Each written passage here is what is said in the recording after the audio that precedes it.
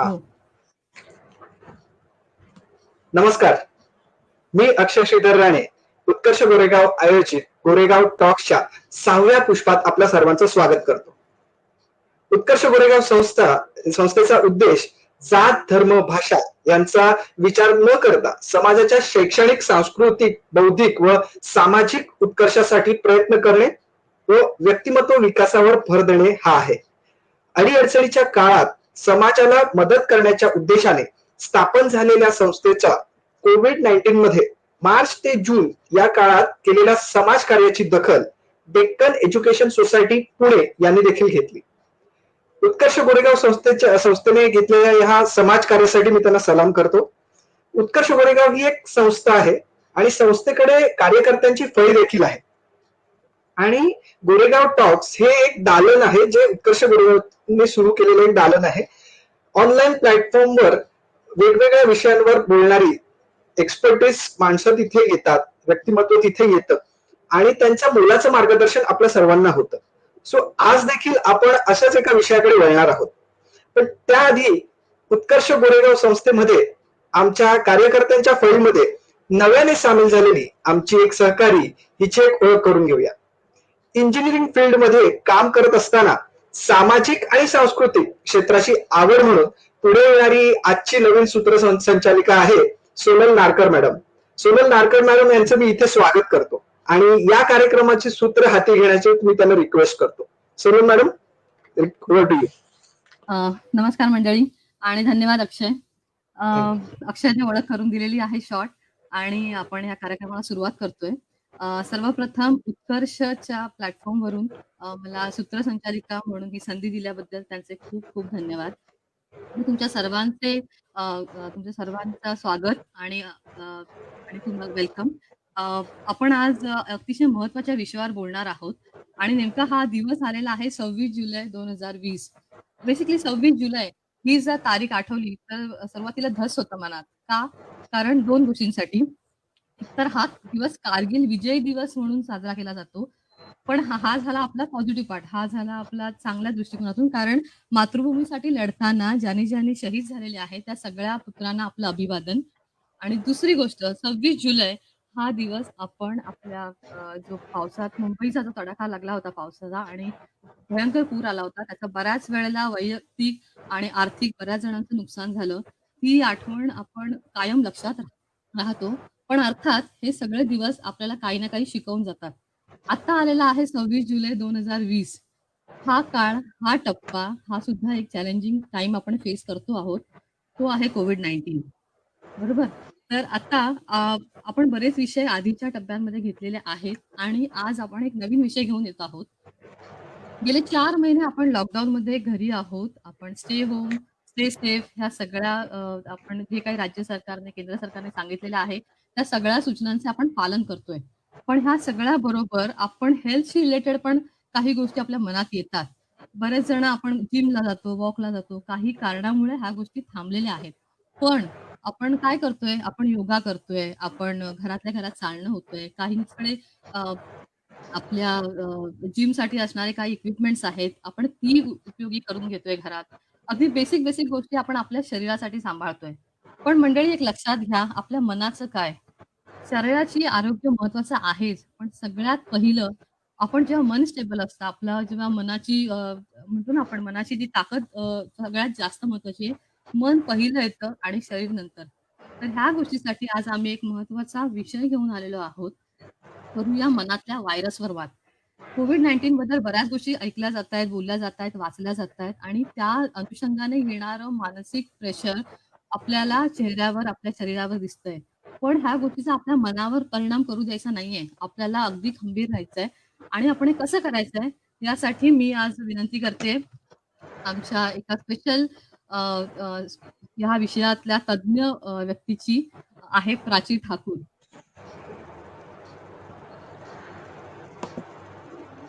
नमस्कार सर्वांना. हाय प्राची. प्राचीचं इंट्रोडक्शन मी असं करून देईन.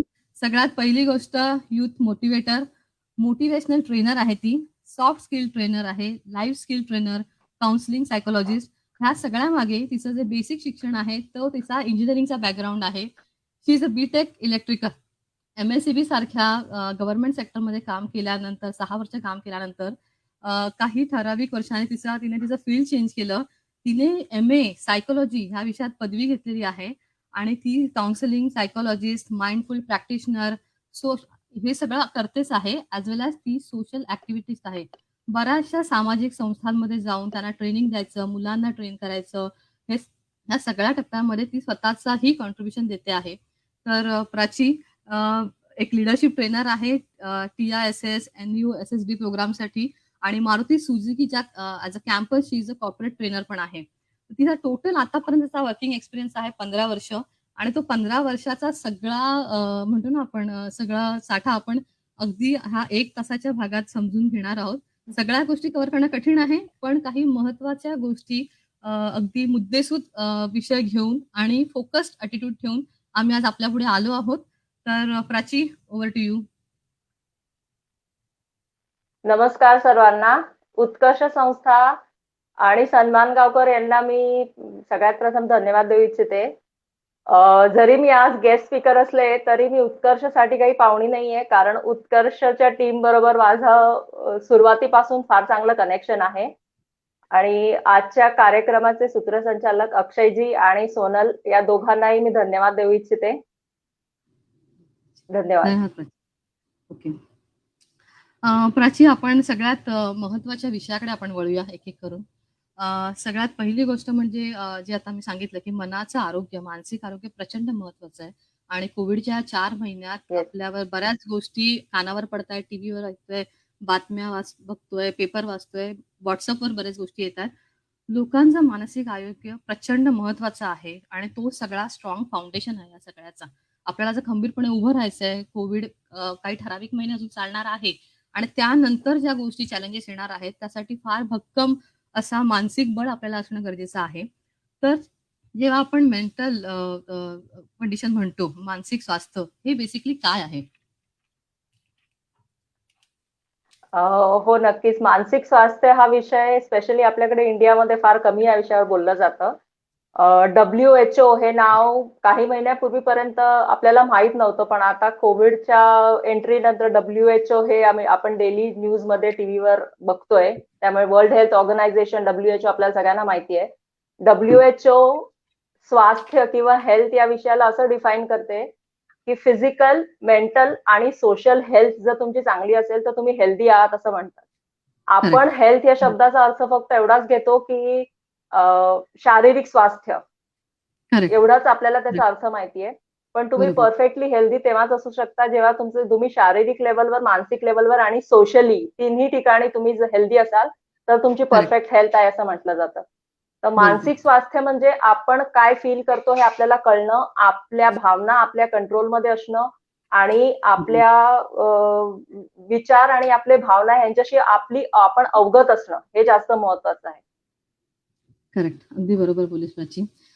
जेव्हा आपलं मानसिक स्वास्थ्य हा विषय येतो त्यावेळेला 3 गोष्टी मी ऐकलेल्या आहेत कायम. एक आहे तुमचा काउन्सिलर, दुसरा आहे तुमचा क्लिनिकल सायकोलॉजिस्ट आणि एक सायकोलॉजिस्ट. तर ह्या 3 गोष्टींमध्ये नेमका काय फरक आहे आणि आपल्याला कसं कळतं की आपण कुठल्या व्यक्तीकडे कुठल्या वेळी जायला हवं? सामान्य माणसाला खरं तर हे कळणं डिफिकल्ट आहे की आपण कुठच्या वेळी कुठच्या माणसाकडे जायला हवं. पण जर तुम्हाला असं काहीतरी जाणवलं की काहीतरी वेगळं होतंय माझ्या मानसिक अवस्थेमध्ये, तर सगळ्यात बेस्ट गोष्ट आहे आपल्याकडे फॅमिली डॉक्टर नावाची एक कन्सेप्ट आहे. तुम्ही फॅमिली डॉक्टरला जाऊन भेटलात तर ते तुम्हाला बऱ्यापैकी गाईड करू शकतात आणि तुम्हाला सायकोलॉजिस्ट कडे जायचंय, काउन्सिलर कडे जायचंय की सायकॅट्रिस्ट कडे जायचंय ह्याबद्दल सुद्धा ते गायडन्स देऊ शकतात. तर 3 कन्सेप्ट मध्ये बेसिक फरक काय आहे मी थोडं समजावून सांगते. काउन्सिलर जो असतो तो तुम्हाला डे टू डे लाईफ मध्ये तुमच्या थोडेफार आपल्याला जे चढ-उतार म्हणू शकतो भावनांमध्ये ते वाटतात आणि आपल्याला असं वाटतं की ह्याच्यावरती थोडंसं काम करणं गरजेचं आहे, तर तुम्ही काउन्सिलरला भेटू शकता. क्लिनिकल सायकोलॉजिस्ट जे असतात ते मेंटल डिसऑर्डरवर काम करतात, म्हणजे मानसिक आजार ज्यांना झालेले असतात त्याच्यावरती काम करतात. जसं की सिव्हिअर डिप्रेशन म्हणा, एन्झायटी असते किंवा काही डिसऑर्डर, बायपोलर डिसऑर्डर वगैरे आमच्या टेक्निकल भाषांमध्ये काही शब्द आहेत. असं काही असेल तर ते तुम्ही क्लिनिकल सायकोलॉजिस्ट कडे जायला हवं. आणि जेव्हा असं होतं की थेरपीने म्हणजे क्लिनिकल सायकोलॉजिस्ट आणि काउन्सिलर हे बेसिकली तुमच्याशी बोलून थेरपी देऊन म्हणजे शाब्दिक प्रकारचं तुमच्याशी त्यांचं इंटरॅक्शन असतं. ह्या दोन गोष्टी या दोन जणांना भेटूनही जर तुम्हाला आपल्याला मॅनेज करणं किंवा आपल्या भावना मॅनेज करणं हे कठीण होत असेल तर सायकॅट्रिस्ट कडे जाऊन आपण मानसिक जे आपले उच्चांक जात असतात त्या भावनांचे ते थोडे आपण रिड्यूस करण्यासाठी औषधांची हेल्प सायकॅट्रिस्ट थ्रू घेऊ शकतो. हे आपल्याला नॉर्मल माणसाला डिसाईड करणं थोडं अवघड आहे की मी कोणाकडे जायला हवं. तर मी सगळ्यात सोपं तुम्हाला सांगेन, जर तुम्हाला वाटलं की माझ्या भावना मला कंट्रोल करता येत नाहीयेत किंवा मला काहीतरी हेल्प हवी आहे कोणाची तरी, तर सगळ्यात बेस्ट आहे आपण आपल्या फॅमिली डॉक्टरना भेटणं. त्यांच्याकडे बरोबर तेवढं त्यांचं ज्ञान असतं की ते तुम्हाला गाईड करू शकतील की तुम्ही काउन्सिलरकडे जायला हवं, क्लिनिकल सायकोलॉजिस्टकडे जायला हवं की तुम्हाला सायकॅट्रिस्टकडे जायला हवंय. तर त्यांचा गाईडन्स आपण घेतला तर ते आपल्याला उपयोगी ठरू शकेल. नक्कीच, नक्कीच प्राची, धन्यवाद. मंडळी, मला तुम्हाला एक सांगावसं वाटेल, आपण बऱ्याच वेळेला सोशल मीडिया ॲक्सेस करतोय, बरेचसे व्हिडिओज बघतो. दीपिका पदुकोण ही इतकी फेमस ॲक्ट्रेस आहे, इतक्या चांगल्या क्वालिटीची अभिनेत्री आहे आणि हिचाही काही ठराविक म्हणजे काही वर्षांपूर्वी डिप्रेशन ह्या फेजमधून ती गेलेली होती. तिच्या आई-वडिलांनी हे बरोबर ओळखलं होतं, की ही जी तिचं जे काही वागणं आहे, ते थोडंसं नॉर्मल नाहीये.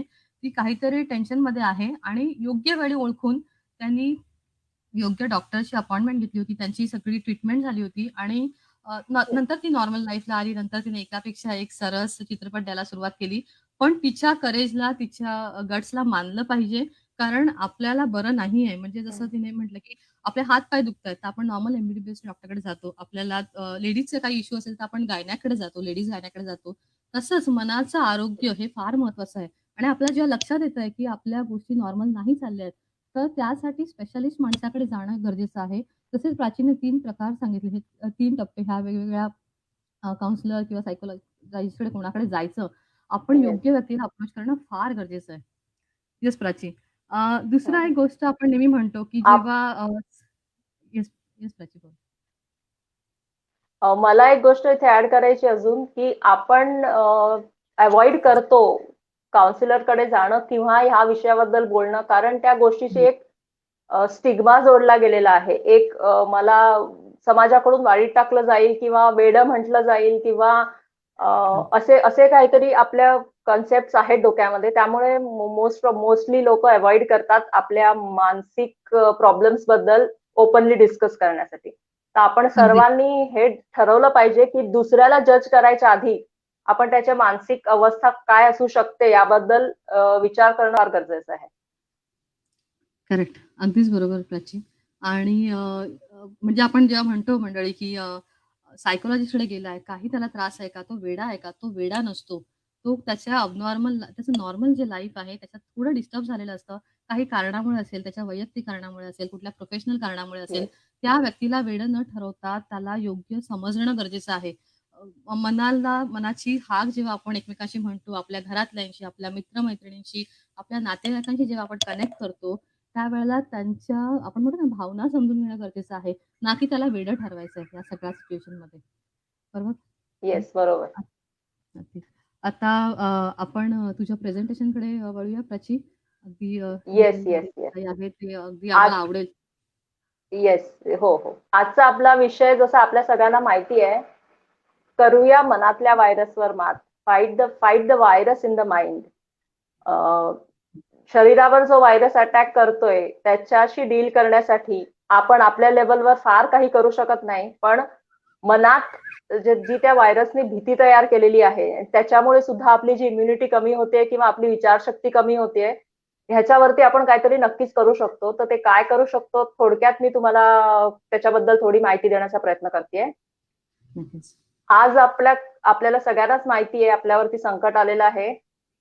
संकटामध्ये आपल्याला शारीरिक स्वास्थ्य, मानसिक स्वास्थ्य, आर्थिक स्वास्थ्य, सामाजिक स्वास्थ्य सगळ्या प्रकारचे आपले हॅम्पर होतात. त्याच्यामुळे आपल्यावर फरक पडतो या सगळ्या गोष्टींवरती. तर आज आपण बोलणार आहोत इमोशनल हेल्थ वरती.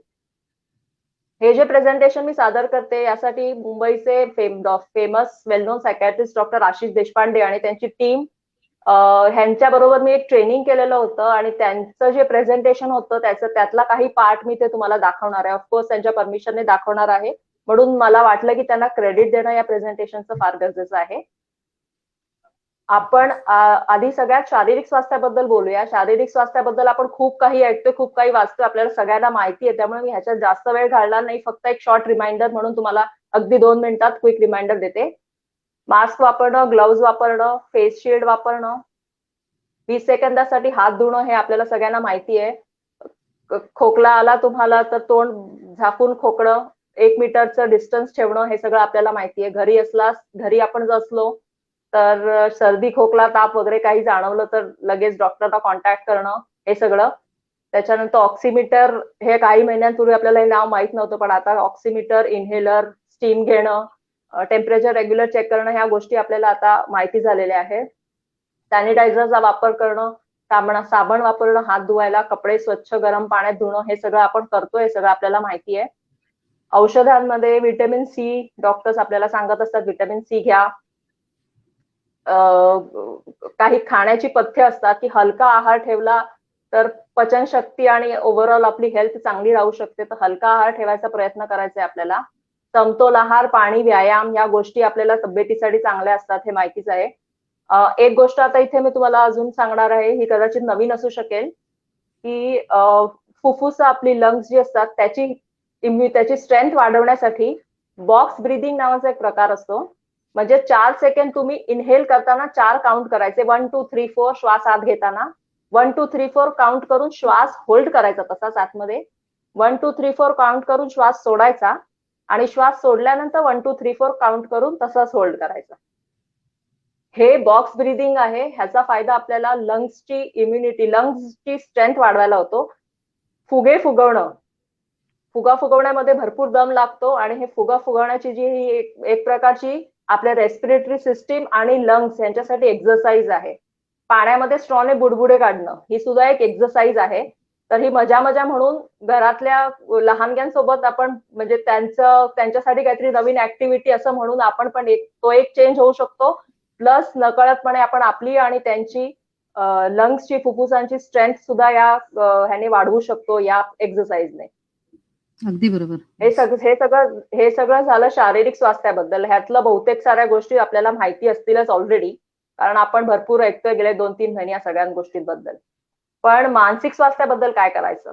असं म्हणतात की रणांगणावर पोहोचण्याआधी जर आपण मनातूनच युद्ध हरलेलो असू तर आपल्याला जिंकवायला तिथे किंवा सकारात्मक ठेवायला कोणीही तिथे मदत करू शकत नाही. तर आपण असं का वागतो किंवा आपण असा का विचार करतो, आपली मानसिक वागणूक अशी का होते, याबद्दल थोडंसं आधी आपण बोलूया. याबद्दल थोडी तुम्हाला एक मी बॅकग्राऊंड देते. एक घटना घडली आहे की लॉकडाऊन झालेलं आहे, लोक घरी आहेत आणि अनसर्टन्टी, अनिश्चितता सगळीकडे आहे. त्यामुळे आपल्या वागण्यामध्ये चिडचिड आहे, भीती वाटतेय, राग येतोय, उगाच आपण चिंता करतोय. त्याच्यानंतर अत्यावश्यक गोष्टींची साठवणूक करणं हे आपलं सुरू झालेलं आहे, सामान मिळेल की नाही मिळेल. त्याच्यानंतर दुसऱ्यांना उगाच दोष देत राहणं. न्यूज कंटिन्युअस चालू असतात घरात, त्याच्यामुळे त्या बातम्या ऐकून भीती वाटून ती एक निगेटिव्हिटी आपल्यामध्ये येत राहते. ह्या सगळ्या गोष्टी तर आपण लिंक कशी करतो, मी जे वागतेय त्याच्या पाठी कारण काय आहे, तर लॉकडाऊन कारण आहे. मध्ये जी गॅप ठेवली आहे मी, ती गॅप ह्याच्यासाठी आहे की सायकोलॉजीच्या दृष्टीने किंवा सायकोलॉजीच्या चष्म्यातून जर तुम्ही बघितलं तर घटना आणि आपली वागणूक ह्याच्यामध्ये काहीतरी आहे. ते आहे आपले विचार. त्या घटनेबद्दलचे आपले विचार जे असतात ते आपल्या वागणुकीला कारणीभूत असतात. लॉकडाऊन कधी संपणार माहित नाही, अनिश्चितता आहे, काय होईल माहित नाही, हे असे जे विचार येतात, मी जर पॉझिटिव्ह निघाले तर माझी ट्रीटमेंट चांगली होईल का, माझ्या फॅमिलीचं काय होईल, फॅमिलीची सुरक्षितता कशी करायची, हे सगळे माझ्या डोक्यात जे विचार असतात, हे विचार हे माझ्या वागणुकीला कारणीभूत असतात. जसे विचार, आपण जे विचार करतो ते विचार आपली वागणूक ठरवतात. आपण नॉर्मली किंवा सामान्य माणूस आपण असं म्हणतो की जी घटना आहे ती माझ्या वागणुकीला कारणीभूत आहे, पण त्याच्या मधला जो विचारांचा भाग आहे तो आपण मिस करतोय. तर त्याच्यावरती आज फोकस करायचा आपण थोडा प्रयत्न करणार आहोत, की घटना घडली, त्याच्यानंतर माझ्या डोक्यात काही विचार आले आणि त्या विचारांमुळे माझी अशी वागणूक झाली. तर ही जी वागणूक होतीये ही कशी होते आणि ह्या वागणुकीला चेंज करण्यासाठी मला काय कुठे बदलाव करायला लागेल माझ्या आयुष्यात ते आधी आपण बघूया. हे जे दिसतंय आता स्क्रीनवरती हे एबीसी मॉडेल म्हणू शकतो ह्याला. सायकोलॉजीच्या भाषेत ह्याला एबीसी मॉडेल म्हणतात. ए म्हणजे घटना, ऍक्टिव्हेटिंग इव्हेंट म्हणजे घटना घडली आणि आपण आजपर्यंत असं समजतोय की त्याच्यामुळे परिणाम झाले, कॉन्सिक्वेन्सेस म्हणजे माझ्या भावना किंवा माझी वागणूक, बिहेवियर माझं. घटनेमुळे परिणाम झाले. पण मध्ये एक पॉइंट येतो, विचार, बिलीफ्स किंवा थॉट्स. एबीसी, ए म्हणजे ऍक्टिव्हेटिंग इव्हेंट, बी म्हणजे बिलीफ आणि सी म्हणजे कॉन्सिक्वेन्स. तर असं जर चक्र असेल तर मधला जो भाग आहे विचार हा कम्प्लिटली माझ्या कंट्रोलमध्ये आहे. घटना माझ्या कंट्रोलमध्ये नाहीये, पण विचार माझ्या कंट्रोलमध्ये असल्यामुळे परिणाम जे होणार आहेत घटनेचे माझ्यावर ते सुद्धा कम्प्लिटली माझ्या कंट्रोलमध्ये असणार आहेत. नक्कीच. तर आता असं म्हणू शकतो आपण की परिस्थिती नाही, पण परिस्थितीबद्दल मी काय विचार करते किंवा काय विचार करतो यावर सगळं अवलंबून असतं. It is not the situation but what I think about the situation that matters. जी करेक्ट. घटना आहे तिच्याबद्दल माझे विचार हे माझ्या वागणुकीला कारणीभूत असतात. येस. आता आपले विचार कसे चालतात याबद्दल आपण थोडंसं बघूया. आपण जेव्हा स्वतःशी बोलतो, स्वतःशी बोलणं म्हणजे सेल्फ टॉक. एका माणसाच्या डोक्यात एका दिवसात 50,000 ते 70,000 ऍव्हरेज विचार येतात. 50,000 ते 70,000 विचार आपण एका दिवसभरात करतो. ह्याला अच्छा. आपण स्वतःशी बोलणं म्हणू शकतो, सेल्फ टॉक. विचार म्हणजे आपण स्वतःशी बोलतोय ते विचारच आहेत. अच्छा. आपल्याशी स्वतःशी बोलताना काही शब्द किंवा वाक्य ही आपल्या अंगवळणी पडतात किंवा परिचयाची होऊन जातात बोलता बोलता. आणि मग तेच शब्द आपण आपला मेंदू त्याच शब्दांभोवती सगळे विचार आपले बांधायला लागतो. ही बरोबर. वाक्य आपल्या मेंदूला फॅमिलियर होतात आणि आपले सगळे वागणूक किंवा आपले सगळे विचार त्या काही शब्दांभोवतीच मेंदू बांधतो. आणि ह्याच गोष्टी खऱ्या आहेत असं समजतो आपला मेंदू. आणि आपण जे एक ठरलेले विचार आहेत किंवा ठरलेल्या भावना आहेत ह्याच्या पलीकडे विचार करायचा मेंदू आपला बंद करतो. आणि मग आपण आपल्या ह्या विचारांवरती हळूहळू विश्वास ठेवायला लागतो आणि आपल्याला वाटतं हेच खरं आहे. उपयुक्त विचार पद्धती आणि अपायकारक विचार पद्धती अशा दोन विचार पद्धती असतात. उपयुक्त विचार पद्धतीच्या वरती मी जे चित्र दाखवलं त्याच्यामध्ये खूप सारे सील वगैरे लावलेले आहेत. सील लावणं म्हणजे ऑथेंटिकेटेड इन्फॉर्मेशन असणं. तर उपयुक्त विचार पद्धती ती आहे जिथे तुमच्याकडे ऑथेंटिक इन्फॉर्मेशन असते किंवा खरी इन्फॉर्मेशन असते. आणि अपायकारक विचार पद्धती जी आहे त्याच्यामध्ये तुमच्याकडे अनव्हेरीफाईड इन्फॉर्मेशन असते. अनव्हेरीफाईड म्हणजे काल्पनिक आहे कम्प्लीट ते. काल्पनिक असल्यामुळे त्याला काही आधार नसल्यामुळे त्याच्यामुळे बहुतेक वेळा आपले नकारात्मक भावना आपल्या डोक्यात तयार होतात. नकारात्मक भावना या अपायकारक विचार पद्धतीमुळे तयार होतात. कारण अपायकारक विचार पद्धती ही फॅक्ट बेस्ड नसते, ती काल्पनिक असते. बरोबर. आता अगदी बरोबर. पुढचा पॉइंट हा आहे की आपला मेंदू चुकीच्या पद्धतीने गोष्टी वापरतो हे कसं समजायचं. हम्म. आपण आता हे समजून घेण्यासाठी दोन तरुणांचे एक्झाम्पल घेऊया. त्यांच्या आयुष्यात काही घटना घडल्यात आणि त्यांनी त्याला कसं रिॲक्ट केलंय. सोनल, आता आपण एका अमेय नावाच्या 30 वर्षाच्या मुलाबद्दल बोलूया. तो त्याच्या अच्छा. आईसोबत घरी राहतो. ओके. एक दिवस त्याला थोडा सर्दी खोकला वगैरे सुरू होतं. त्याला अच्छा. उगाचच भीती वाटत राहते की मी जर टेस्ट करायला गेलो आणि तिकडे पॉझिटिव्ह पेशंट्स असतील आणि त्यांच्या बी कॉन्टॅक्टमध्ये आलो आणि आता जर मला काही प्रॉब्लेम नसेल तर त्यांच्या कॉन्टॅक्टमध्ये आल्यामुळे मला प्रॉब्लेम होऊ शकतो हे त्याला वाटायला लागतं. बरोबर. त्याच्यानंतर पुढे असं होतं की जर इन केस मी टेस्ट केली आणि माझी टेस्ट पॉझिटिव्ह आली तर काय, माझ्या फॅमिलीचं काय, किंवा माझी आई सिनियर सिटीजन आहे तिचं काय.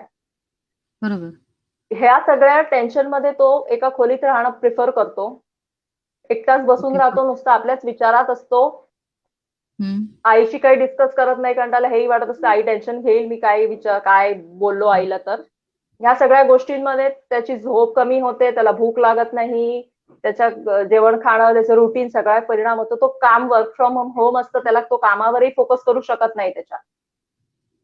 हम्म. आणि त्याच्या आईला पण त्याच्या तब्येतीची आई म्हणते, अरे आतापर्यंत बरा होता, आता हसा का वागायला लागलाय, चिडचिड करायला लागलाय, हे सगळं का होतंय. त्यामुळे असं कम्प्लीट त्यांचं टेन्शन मध्ये दोघांचं सगळी सिच्युएशन ती एकदम टेन्स्ड होऊन जाते. बरोबर.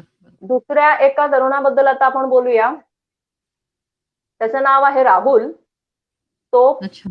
35 वर्षाचा डॉक्टर आहे. अच्छा. तो कोविड पेशंट बरोबर काम करतोय. ओके. त्याला काम करता करता सर्दी खोकला होतो. तो टेस्ट करून घेतो, निगेटिव्ह येतो, ओके. आराम करतो. परत काही अच्छा. दिवसांनी टेस्ट करावी लागते त्याला, कारण परत काही दिवसांनी त्याला सिम्पटम्स दिसतात. तो इन्फॉर्म करतो आपल्या सुपिरियर्सना हॉस्पिटलमध्ये. तो आयसोलेट करून घेतो स्वतःला. तो घरी इन्फॉर्म करतो, घराचं डिसइन्फेक्शन करून घेतो, पेरेंट्सची टेस्ट करून घेतो. आणि त्याची टेस्ट 2-3 वेळा टेस्ट केल्यानंतर त्याची टेस्ट निगेटिव्ह येते, पेरेंट्सची टेस्ट निगेटिव्ह येते. तो प्रॉपर जे रेस्ट टाइम जो दिलेला आहे तो रेस्ट टाइम सगळा फॉलो करतो, सगळे गाईडलाईन्स फॉलो करतो आणि त्याच्यानंतर तो परत त्याच्या कामावर रिझ्यूम होतो. तर सोनल, आता हे दोघे जण अमेय आणि राहुल यांची सिच्युएशन जवळपास सिमिलर होती, किंवा आपण म्हणू शकतो की राहुलची सिच्युएशन ही अमेयापेक्षा जास्त डेंजरस होती. करेक्ट. अगदी बरोबर. राहुलची सिच्युएशन अमेयपेक्षा जास्त डेंजरस होती, कारण त्याला पॉझिटिव्ह होण्याचे चान्सेस अमेयच्या कित्येक पट जास्त होते. अगदीच. हो. पण मग तरीही राहुल शांत कसा राहू शकला आणि अमेयला ते का जमलं नाही, हे आता आपण थोडंसं डिस्कस करूया. अमेय आणि राहुल यांच्या परिस्थितीकडे बघण्याचा जो दृष्टिकोन होता त्याच्यात काय फरक होता.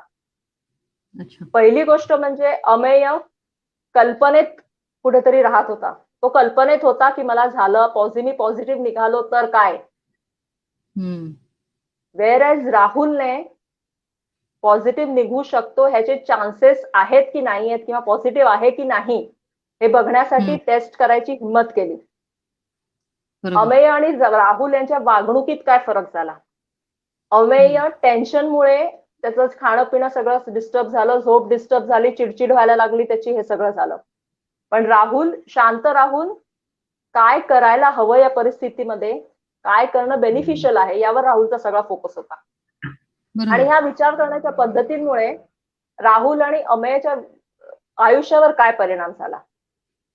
तर राहुल जो आहे शांत राहिल्यामुळे त्याने स्वतःची टेस्ट करून घेतली, पेरेंट्सची टेस्ट करून घेतली, सगळं निगेटिव्ह आलं, त्याने नॉर्म्स फॉलो केले, रूल्स फॉलो केले आणि त्याचे तेवढं ठराविक दिवसांचं आयसोलेशन कम्प्लीट झाल्यानंतर त्याने पुन्हा जॉब रिझ्यूमही केला त्याचा. पण अमेय आपल्याच विचारांमध्ये होता, अमेय आपल्याच कल्पना विश्वात होता, जे कल्पना विश्व भयावह कल्पना विश्व त्याने स्वतःसाठी तयार करून ठेवलेलं होतं. त्या कल्पना विश्वात अमेय होता आणि त्यामुळे त्याचं इमोशनल हेल्थ आणि फिजिकल हेल्थ हे दोन्ही खराब झालं. करेक्ट. तर आता एबीसी मॉडेल जे आहे ते सांगतं की तुम्ही रॅशनल म्हणजे तर्कसंगत विचार करणं हे फार महत्वाचं आहे. तर्कसंगत विचार करणं म्हणजे काय, तर्कसंगत विचार करण्याचे नियम कोणते आहेत हे आता आपण बघूया. सगळ्यात पहिलं म्हणजे सत्य किंवा वस्तुस्थिती काय आहे याच्याकडे फोकस करणं हे फार गरजेचं आहे. राहुलने त्याच्या समस्येकडे सत्यस्थितीतून पाहिलं, फॅक्ट काय आहे ते समजण्याचा प्रयत्न केला. अमेय वस्तुस्थिती समजायला तयार नव्हता, तो त्याच्या कल्पना विश्वात होता. बरोबर. मानसिक आणि शारीरिक स्वास्थ्य, राहुल मानसिक आणि शारीरिक स्वास्थ्य आपलं जपू शकला, अमेयला ते करता आलं नाही. लक्ष साधणे, लक्ष काय होतं, दोघांचंही लक्ष हे होतं की फिजिकली आणि मेंटली फिट राहणं. बरोबर. अमेयला हे नको होतं की मी टेन्शन मध्ये राहावं किंवा माझी चिडचिड व्हावी किंवा माझी झोप जावी, हे अमेयचं लक्ष नव्हतं. अमेयचं लक्ष हेच होतं की मला फिट, चांगलं, आनंदी आणि इमोशनली मेंटली हेल्दी आयुष्य जगायचंय. पण राहुलने आपले विचार कसे ठेवले त्याच्यामुळे राहुल आपलं ध्येय पूर्ण करू शकला आणि अमेय आपलं ध्येय पूर्ण करू शकला नाही. पुढची अजून 2 नियम आहेत, नातेसंबंध जपणे आणि भावनिक संतुलन राखणे. राहुलने वस्तुस्थिती स्वीकारली, फॅक्ट स्वीकारली, त्यामुळे राहुल ना फॅमिली बरोबर वाद झाला ना त्याचा हॉस्पिटलमध्ये त्याच्या कलिग्स बरोबर वाद झाला. भावनिक संतुलन त्याचंही चांगलं राहिलं, फॅमिलीचं चांगलं राहिलं, सगळं व्यवस्थित. त्याच्या उलट अमेयने त्याची भीती इतकी वाढवून ठेवलेली होती, विनाकारण भीती होती ती, आणि ती इतकी बरोबर. वाढवून ठेवलेली होती की त्याचा स्वतःवरती कंट्रोल नव्हता, तो चिडचिड करत होता. त्याच्यामुळे त्याची आई पण त्याच्या टेन्शन मध्ये होती की ह्याला काय झालंय, हा असा कसा वागतोय. बरोबर. तर हे 5 नियम आहेत, रॅशनल विचारांचे 5 नियम. ह्याच्याबद्दलच अजून आपण परत पुढे बोलणार आहोत अजून. नक्कीच. तर जसं मी आधी म्हणालेले तेच वाक्य मी पुन्हा एकदा रिपीट करते, कारण फार महत्वाचं आहे हे वाक्य. परिस्थिती नाही तर परिस्थितीबद्दल मी काय विचार करतो किंवा काय विचार करते यावर सगळं अवलंबून असतं. अगदी बरोबर. अगदी बरोबर प्राची. म्हणजे विचारांचं सामर्थ्य जे तू सांगतेस, की एकच सिच्युएशन येस, पण 2 माणसांनी ती कशा पद्धतीने त्याचा दृष्टिकोन आहे आणि ती कशा पद्धतीने येस. हाताळावी अगदी याच्यावर सगळ्या गोष्टी अगदी अवलंबून आहेत. अगदी बरोबर, अगदी बरोबर. आता हे 5 नियम पुन्हा एकदा मी म्हणजे आपल्या मनावर ठसा उमटावा या नियमांचा म्हणून मी पुन्हा एकदा 5ही नियम रिपीट करतेय. सत्य किंवा वस्तुस्थिती म्हणजे फॅक्ट यावर फोकस करणं, मानसिक आणि शारीरिक स्वास्थ्याचे रक्षण करणं, आपलं लक्ष काय आहे ते साधता येतंय का आपल्याला ते बघणं. लक्ष म्हणजे इथे आयुष्यातलं लक्ष नाहीये, शॉर्ट टर्म ही जी परिस्थिती आहे यातून बाहेर निघण्याचं लक्ष इतकंच सध्या मर्यादित आहे याचा अर्थ. नातेसंबंध जपणं आणि भावनिक संतुलन राखणं. भावनिक संतुलन राखता येणं हे फार महत्वाचं आहे. आता आपल्याला अगदी. कळलं की अमेयचे विचार जे आहेत हे योग्य नव्हते किंवा त्या बरोबर. विचारांमुळे त्याला फायदा होत नव्हता, त्या विचारांची त्याला मदत मिळत नव्हती, हे आपल्याला कळलं. आता त्याचं करेक्ट. करायचं काय मग? योग्य विचार कुठून आणायचे आणि योग्य विचार आणायचे कसे आहेत माझ्या डोक्यात, ते विचार बदलायचे कसे, याबद्दल आता आपण थोडंसं बोलूया. ओके. माझ्या डोक्यात कुठचाही विचार आला, हे फक्त कोविडची परिस्थिती किंवा अनसर्टन्टी, अनिश्चितता आहे, टेन्शन आहे त्यावेळीच लागू होत नाही, हे कायम लागू होणारे नियम आहेत. माझ्या डोक्यात कोणताही विचार आला की मी पहिले 3 प्रश्न विचारायचे स्वतःला. हा विचार जो आहे तर्कसंगत आहे का, म्हणजे याच्यात काही लॉजिक आहे का, या विचारांच्या मागे काही पुरावा आहे का माझ्याकडे, म्हणजे काही एव्हिडन्स आहे का, अगदी आणि हा बरोबर. विचार उपयुक्त आहे का माझ्यासाठी, म्हणजे हेल्पफुल आहे का. या बरोबर. तिन्ही पैकी कोणत्याही एका शब्दाचं उत्तर जर तुम्हाला नाही मिळालं तर ह्याचा अर्थ तुमच्या बरोबर. डोक्यात जो विचार आहे त्याला तो बिनकामाचा आहे, निरुपयोगी आहे. निरुपयोगी वस्तूचं काय करतो सोनल आपण? आपण त्या बाजूला काढतो. आपल्या आयुष्यातूनच बाजूला काढायला हवा हा विचार. आयुष्यातून बाजूला काढतो. घरातली एखादी निरुपयोगी वस्तू असेल तिला कचऱ्याचा डबा दाखवतो. तसे करेक्ट, करेक्ट, तसे निरुपयोगी विचारांना कचऱ्याचा डबा दाखवायचा. करेक्ट. मी एका सायकोलॉजिस्टना एकदा बोलताना ऐकलं होतं. ते मला त्यांचं ते वाक्य फार मजेशीर वाटलं होतं. त्यामुळे ते माझ्या डोक्यात एकदम फिट झालेलं आहे. मी बरेच वेळा वापरते हे वाक्य, की असे निगेटिव्ह विचार जे असतात किंवा अनहेल्पफुल विचार जे असतात त्यांना असं हात जोडून सांगायचं, तुम्ही आल्याबद्दल धन्यवाद. मला तुमची गरज नाहीये. तुम्ही जाऊ शकता. बरोबर. अगदी बरोबर आहे. तर म्हणजे त्यालाही नम्रपणे सांगायचं, की नको आहे. नम्रपणे आणि पोलाइटली आणि पूर्ण रिस्पेक्ट देऊन त्याला जायला आपल्या सांगायचं. घरून पळवून आणायचं. अगदी बरोबर. करेक्ट, हां. करेक्ट प्राची.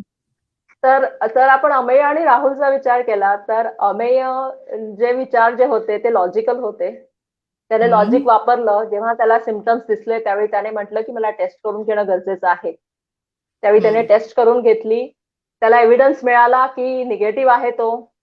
त्यामुळे त्याला टेन्शन घ्यायची काही गरज उरली नाही. पण व्हेअर राहुलचं जर आपण बघितलं, मी पॉझिटिव्ह निघालो तर काय? ह्या विचाराला काहीही लॉजिक नाहीये. या विचाराला काहीही पुरावा नाहीये आणि ऑब्व्हियसली त्याला ते हेल्पफुल नव्हताच, कारण त्याची सगळी सिस्टीम बिघडून गेलेली होती त्या विचारांमुळे. त्यामुळे हे बरोबर. अमेयचे विचार जे आहेत ते अमेयसाठी अनहेल्पफुल होते किंवा ते अतार्किक होते. त्यामुळे ते विचार बदलायची त्याला गरज होती. तर आपल्या अगदीच. समोर कधी आपल्या डोक्यात जे विचार आले ते योग्य आहे की नाही हे टेस्ट करायचं असेल तर हे 3 प्रश्न स्वतःला विचारा आणि या 3 पैकी एकाही प्रश्नाचं उत्तर जर तुम्हाला नाही असं आलं तर समजा की त्या विचाराला सांगायची वेळ आहे की आता तुम्ही आल्याबद्दल धन्यवाद. तुम्ही जाऊ शकता. मला तुमची गरज नाही. गांधीजींच्या चले जाव आता सारखं एकदम ठाम जो सांगायचं. जा. अतार्किक एक्झॅक्टली. आता पुढची स्टेप ही आहे. अतार्किक विचार आहे हे कळलं मला. त्याला हम्म. जायला सांगायला हवंय हेही कळलं. हम्म. त्याच्या जागी दुसरा विचार काय आणायचा, हम्म. त्याच्या जागी दुसरा विचार काय आणायचा आणि तो कसा आणायचा. तर ह्यासाठी मी एक गोष्ट विचारेन सोनल तुला. सोनल, तू नक्कीच. सायकल चालवली असेल लहानपणी. आपण सगळ्यांनीच लहानपणी सायकल हो चालवली. हो हो अगदी. जेव्हा आपण पहिल्यांदा सायकल चालवायला शिकलो तेव्हा हम्म. फार कठीण व्हायचं. बॅलन्स पण सांभाळायचा आहे, पॅडल पण मारायचंय, हँडल पण पकडायचंय, हो कोण हो आजूबाजूला येते जाते का ते बघायचंय, स्पीड ब्रेकर बघाय, फार तारेवरची कसरत व्हायची. नक्कीच. पण हो. काही दिवस सायकल चालवल्यानंतर मग ते सगळं इझी वाटायला लागलं. मग एवढं लक्ष द्यायची गरज पडत नाही. अरे अरे अरे, आता ब्रेक मारायची गरज आहे, हे हे काही दिवसांनी ह्याची गरज पडत नाही, ते ऑटोमॅटिकली करेक्ट. होतं. तसं बरोबर. आपल्याला, जसं मी आधी म्हटलं की अपायकारक विचार पद्धती आहे, ती हम्म. ती आपण अंगवळणी पडलेली आहे. त्यामुळे बरोबर. ती बाहेर काढताना आपल्याला एफर्ट पडत नाही. पण जेव्हा तुम्हाला नवीन विचार पद्धती अवलंबायची आहे किंवा आत्मसात करायची आहे, त्यावेळी तुम्हाला सायकल चालवताना शिकत होता तेव्हा जसे एफर्ट करायला लागायचे तसे एफर्ट करावे लागतील. म्हणजे बरोबर. तुम्हाला कॉन्शियस राहावं लागेल. अच्छा, माझ्या मनात विचार आलाय, हा विचार हम्म. निगेटिव्ह वाटतोय किंवा हा विचार अनहेल्पफुल वाटतोय, तो ह्याला बाजूला करायची गरज आहे, त्याच्या जागी नवीन विचार आणायची गरज आहे. हे सुरुवातीला काही दिवस जसे आपण ब्रेक बघत होतो, पॅडल बघत होतो, बॅलन्स बघत होतो सायकल चालायला शिकताना, तसं हम्म. सुरुवातीला बघावं लागेल. पण काही दिवसांचे प्रॅक्टिस आणि कन्सिस्टन्सी म्हणजे नियमितता, सातत्य, या दोन गोष्टी जर आपण ठेवल्या तर हम्म. अतार्किक विचार जसे ऑटोमॅटिकली आपल्या डोक्यात येतात तसे तार्किक विचारही ऑटोमॅटिकली डोक्यात यायला लागतील. अगदीच. हे बरोबर. एक दिवसात होण्यासारखं नाहीये किंवा एका अतार्किक विचाराला, निगेटिव्ह विचाराला, इरॅशनल विचाराला तुम्ही जाऊ शकता असं सांगितल्याने त्याच्यानंतर सगळं सुरळीत होईल माझ्या डोक्यात असं समजता येणार नाही. प्रॅक्टिस बरोबर. करणं, सराव करणं ह्या गोष्टीचा आणि सातत्य ठेवणं त्यात, ह्या दोन गोष्टी फार महत्वाच्या आहेत. या दोन गोष्टी जर अगदीच. आपण करू शकलो तर आपण काही दिवसांनी जशी मस्त मजेत आरामात एन्जॉय करत सायकल चालवत होतो, तसं काही दिवसांनी आपल्याला हे असं स्वतःला थांबवावं लागणार. रे विचार आला, अच्छा हा तर लॉजिकल वाटतोय का, हा माहित नाही, आता याला पुरावा आहे का, माहित नाही. हे जे सुरुवातीला आपल्याला मेकॅनिकली थोडं नक्की, थांबून नक्की. लक्ष देऊन करावं लागतंय, ते आपल्याला काही दिवसांनी करावं लागणार नाही. काही दिवसांनी अंगवळणी आपण पडेल. मला माहीर होऊन अंगवळणी. जाऊ ह्याच्यात. येस, अंगवळणी पडेल, आपल्या सिस्टीम मध्ये जाईल आणि ह्याला टेक्निकल भाषेमध्ये ऑटो पायलट मोड म्हणतात. आता अच्छा. सध्या जे आपण आहोत हे निगेटिव्हिटीच्या ऑटो पायलट मोड मध्ये आहोत. तिथून पॉझिटिव्हिटीच्या ऑटो पायलट मोड मध्ये येणं, याच्यासाठी कुठचाही बदल जर आपल्याला आयुष्यात घडून आणायचा असेल, कुठचाही छोटासा चेंज करायचा असेल, तर थोडंसं तिथे टेन्शन येणार, थोडंसं तिथे कम्फर्ट झोन सोडून वागल्यामुळे आपल्याला थोडंसं अनकम्फर्टेबल वाटणार, हे साहजिक आहे.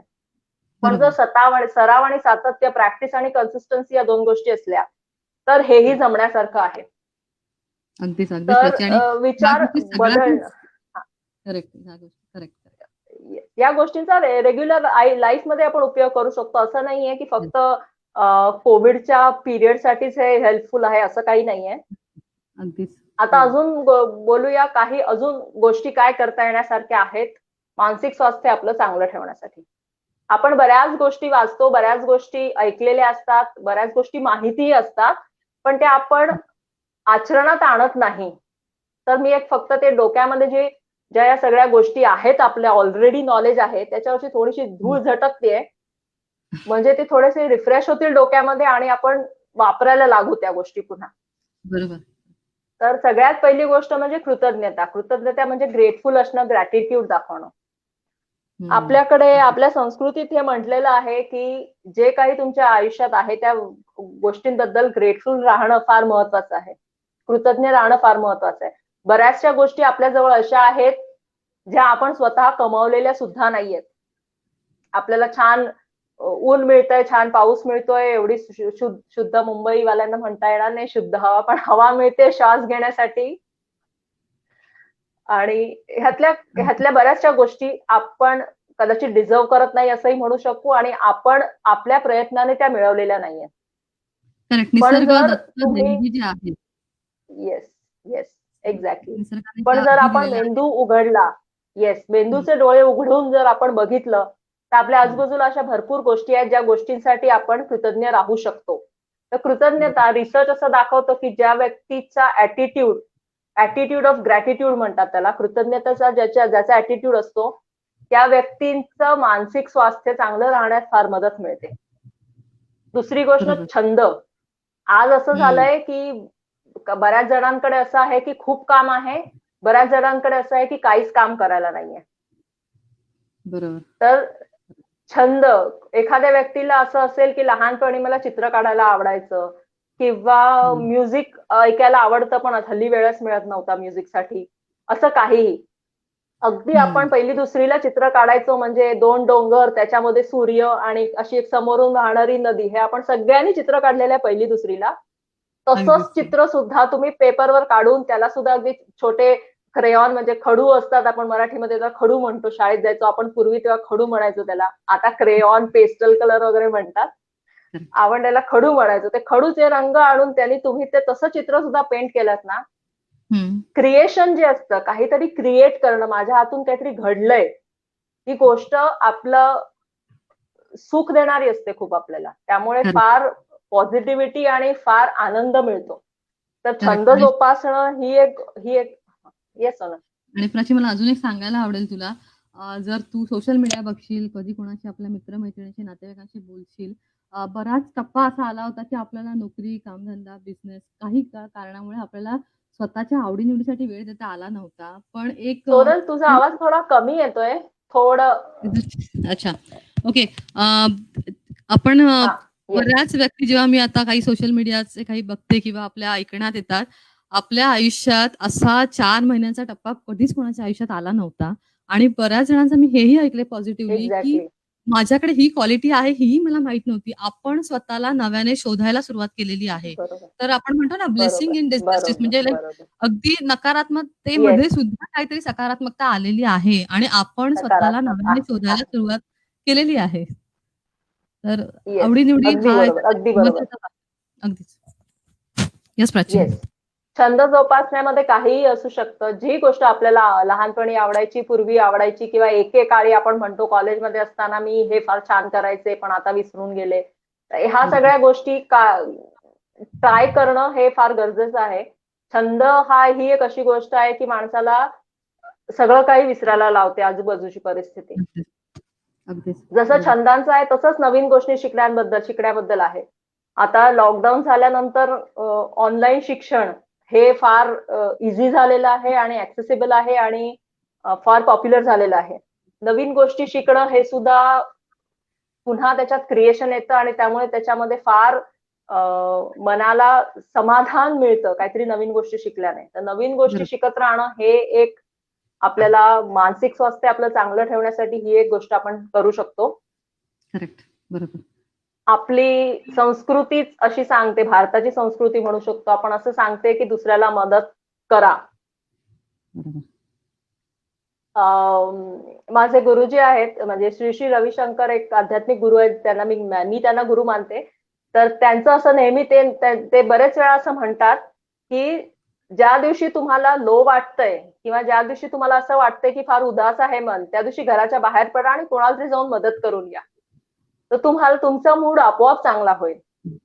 आता घराच्या अच्छा. बाहेर जाऊन मदत करा हे आजच्या डेटला जरी संयुक्तिक नसलं किंवा पॉसिबल नसलं किंवा प्रॅक्टिकल नसलं हे सोल्युशन, तरी कुठच्या ना कुठच्या प्रकारे आपण दुसऱ्यांना नक्कीच मदत करू शकतो. आणि दुसऱ्यांना म्हणजे अगदी गोरगरिबांना किंवा जो काय म्हणतात अगदी गरजू आहे याला मदत करणं म्हणजे फक्त दुसऱ्यांना मदत करणं नव्हे.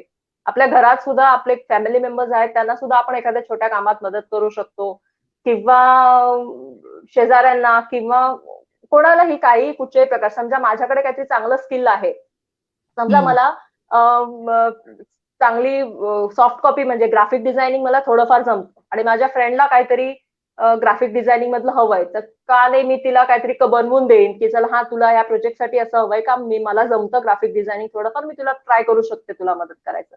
ही सुद्धा एक प्रकारची मदत करणं आहे. कुठच्याही प्रकारची दुसऱ्यांना मदत करणं ही आपल्याला खूप सॅटिस्फाय करणारी गोष्ट असते. तर अशी जीवनमूल्य ही आपल्या संस्कृतीत सांगितलेली आहेत आणि हे सगळं आपल्याला माहिती आहे. असं नाहीये की मी याच्यात काही नवीन सांगते. हे सगळं आपण अगदी लहानपणापासून ऐकत आलेलो आहोत. फक्त मी जसं म्हटलं तसं थोडी फक्त त्या ज्ञानावरची मी धूळ झाडतेय, म्हणजे ते पुढच्या वेळी जेव्हा जरूरत पडेल त्यावेळी त्याला थोडं रिमाइंड होईल की हा असं काही आहे. अगदीच. मी तर हा तर म्हणेन प्राची, अ, आपण जेव्हा दुसऱ्यांना मदत करणं हा विषय तू म्हणतेस ना, तर घरात आता बरीच जण आहेत हां, किंवा किंवा अगदी घरातल्या कामांना छोटी-छोटी जरी मदत केली, खारीचा वाटा उचलला, तर मला वाटतं प्रत्येक घरातल्या स्त्रीला हा फार महत्वाचा आहे. म्हणजे अगदी तिची 10 मिनिटं जरी वाचली दिवसातली, तर ती 10 मिनिटं ती स्वतःच्या आवडी करण्यासाठी वापरू शकते. हं. आपण मेडिटेशन करायला वापरू शकते. तर हा खूप महत्वाचा मुद्दा आहे प्राची. अगदीच. तू हे म्हणतेस त्याच्यावरून मला एक गोष्ट आठवली. हं, माझा एक स्टुडंट आहे.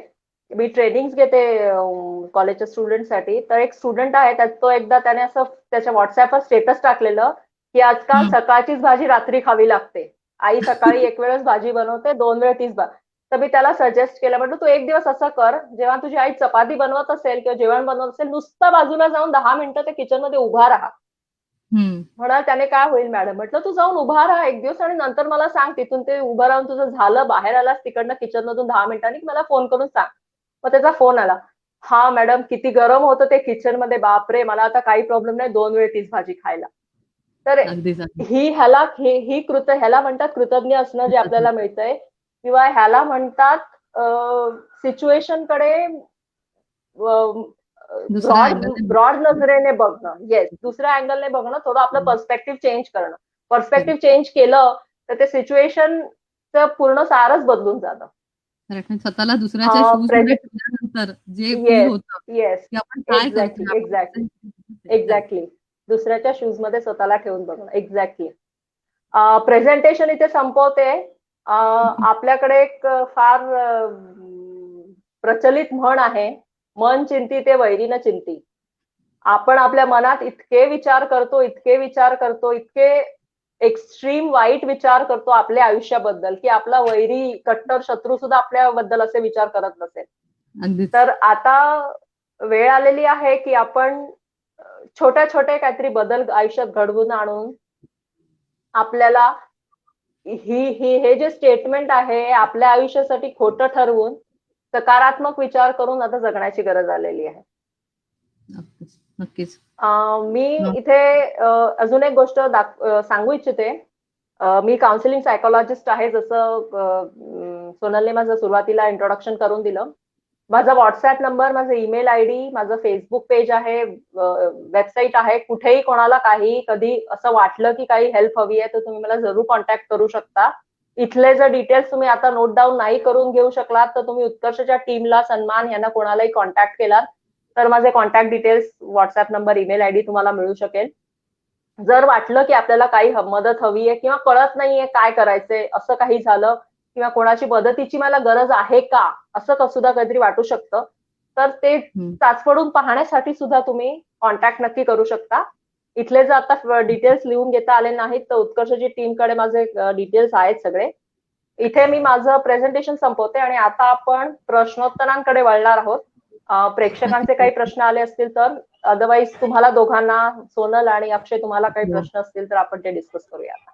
हो अच्छा प्राची, मॅडम, नक्कीच. ऍक्च्युली एवढ्या सुंदर पद्धतीने सांगितलं ना की प्रश्न बरेच होते, पण ते प्रश्न तुम्ही ऍक्च्युली क्लिअरच केलेत. म्हणजे फॉर एक्झाम्पल असं म्हणायचं झालं की बऱ्याच वेळा जसं तुम्ही मगाशी म्हणालात असं होतं की अ, आपण सगळं माहिती असतं, बऱ्याच गोष्टी आपल्याला माहिती असतात, पण ते आपण ती धूळ झटकावी लागते.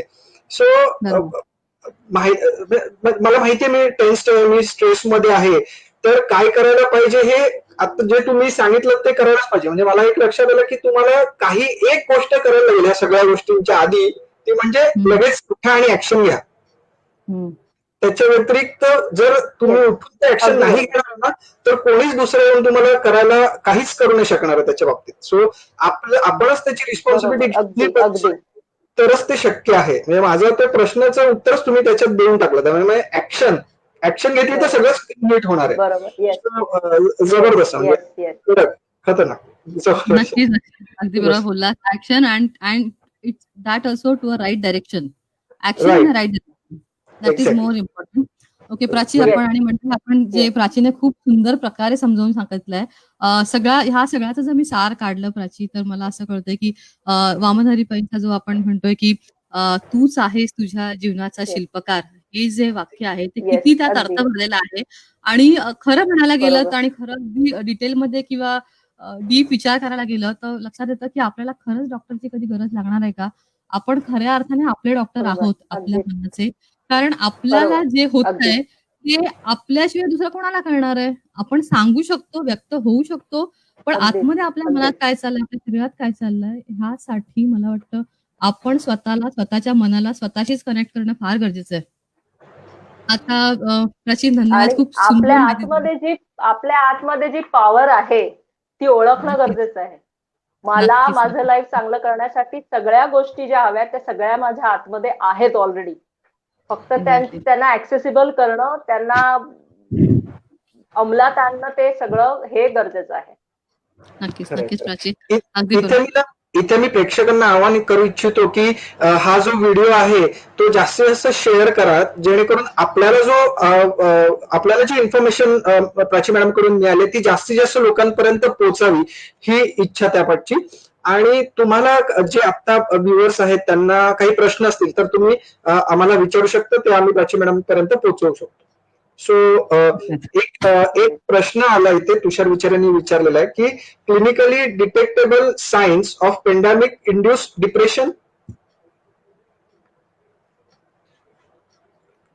Clinically detectable signs of pandemic induce depression. तुम्हाला तिथे प्रश्न दिसतोय मॅडम? अक्षय, आम्हाला इथे प्रश्न दिसत नाहीयेत. प्रश्न का समज म्हणून ओके ओके नाही मला ओके ओके. तुषारजी, तुम्ही जरा अजून तुमचा प्रश्न जरा व्यवस्थित विचारू शकलात तर तो आम्ही प्राची मॅडम पर्यंत पोहोचवू. दुसरी अक्षय, येस सोनल. मला थोडंसं त्या प्रश्नावरून असं दिसतंय, ह्या हम्म, पेंडेमिक कंडिशनमध्ये, या महामारीमध्ये येणारं डिप्रेशन याबद्दल हम्म. त्यांना काहीतरी विचारायचं आहे. कारण हे क्लिनिकल 2 इंड्यूस शब्द डिप्रेशन हां, येस येस हा, प्राचीन याबद्दल तू क्लिनिकली काय सांगू? सायन्स. करेक्ट. येस होतं प्राची. असं की डिप्रेशन हा शब्द ऍक्च्युली आपण फार कॅज्युअली वापरतो की म्हणजे मला थोडस अगदी रडू आला आज तरी आपण असं म्हणतो मी डिप्रेशन मध्ये आहे. पण ते तसं नसतं ते. डिप्रेशन हा शब्द फार मोठा आहे. म्हणजे त्याचं टेक्निकल भाषेत किंवा सायकोलॉजीच्या भाषेत जर अर्थ घेतला तर प्रोलॉंग्ड टाइम साठी, खूप मोठ्या वेळासाठी जर तुम्हाला सॅडनेस वाटत असेल, तुम्हाला रोजची आपली कामं करण्यासाठी सुद्धा स्वतःला खूप पुश करावं लागत असेल, हे असं सगळं असेल तर त्याला डिप्रेशन म्हणता येतं. आणि आज असं झालंय की ही जी पॅन्डेमिक जे आलेलं आहे ह्याबद्दल कोणालाही काहीही क्लॅरिटी नाहीये. मनुष्याचा एक स्वभाव असा असतो की मला माझ्या कंट्रोलमध्ये सगळ्या गोष्टी माझ्या आयुष्यातल्या ठेवायला आवडतात. आपण प्लॅनिंग करत असतो, 1 वर्षानंतर मी गाडी घेणार, 2 वर्षानंतर माझं स्वतःचं घर असेल, 4 वर्षानंतर मला फॉरेन टूर करायची आहे, दर 2 वर्षांनी मला फॉरेनला जायचंय, म्हणजे हे डेस्टिनेशन सगळं सगळं आपल्याकडे प्लॅन्ड असतं. आणि करेक्ट. जेव्हा आपल्याला कळतं की हे प्लॅनिंग आता सक्सेसफुल होऊ शकत नाहीये, माझा कंट्रोल सुटतोय माझ्या आयुष्यावरचा, त्यावेळी हे क्लिनिकल डिप्रेशन हे ह्याच्यामुळे येतं की माझा कंट्रोल माझ्या आयुष्यावरचा सुटतोय हे जेव्हा कळायला लागतं, त्यावेळी आपण हेल्पलेस फील करतो, असहाय्य वाटतं आपल्याला. असं कसं होऊ शकतं? आपल्यापैकी बऱ्याच जण, म्हणजे जे आपण आता बघतो की पास आउट होणारे यावर्षी स्टुडंट्स आहेत, त्यांनी त्यांच्यापैकी बऱ्याच जणांनी फॉरेन युनिव्हर्सिटीज मध्ये अप्लाय केलं असेल त्या फर्दर स्टडीजसाठी वगैरे. तर आता काय, पुढे काय, उद्या काय, नाही माहितीये. ही अशी सिच्युएशन बऱ्याच वर्षानंतर आली आहे. अगदी उद्याचं किंवा 2 तासानंतर, 4 तासानंतर काय होऊ शकतं ह्याबद्दल सुद्धा आज अनिश्चितता खूप प्रमाणात आहे. आणि छोट्या छोट्या गोष्टी ज्या आपण फार इझिली करत होतो, जसं आउटिंग करणं, रेस्टॉरंट वगैरे तर फार दूरची गोष्ट, घरातून बाहेर मला हवं तेव्हा घरातून बाहेर पडणं, हे सुद्धा आता रेस्ट्रिक्ट झालंय. ह्या लेवल पर्यंत आपल्या लाईफचा कंट्रोल आपल्या हातातून गेलेला आहे. आणि त्यामुळे जे आहेत हे क्लिनिकल डिप्रेशन, ही पॅन्डेमिक इंड्युस्ड क्लिनिकल डिप्रेशन जे म्हणतात, हे ह्याच्यामुळे झालेलं आहे, भविष्याबद्दलची अँझायटी.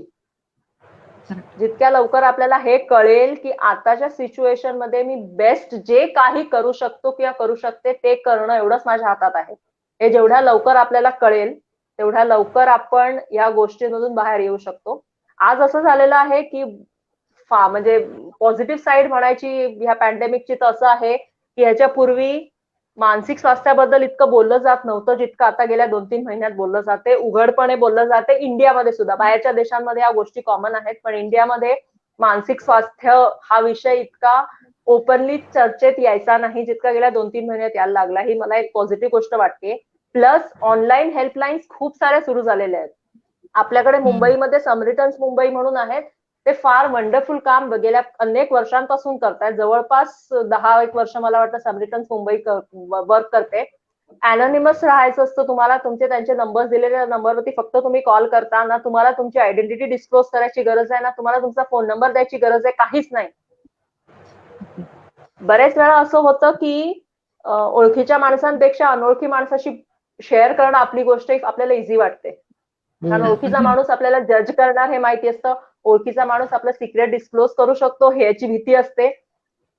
त्यामुळे भरपूर हेल्पलाईन्स आहेत. आज जर तुम्ही गुगल केलं की mental health helpline, online counselling आहे, ईमेल थ्रू किंवा फोन थ्रू हे भरपूर काउन्सिलिंग सुरू झालेलं आहे.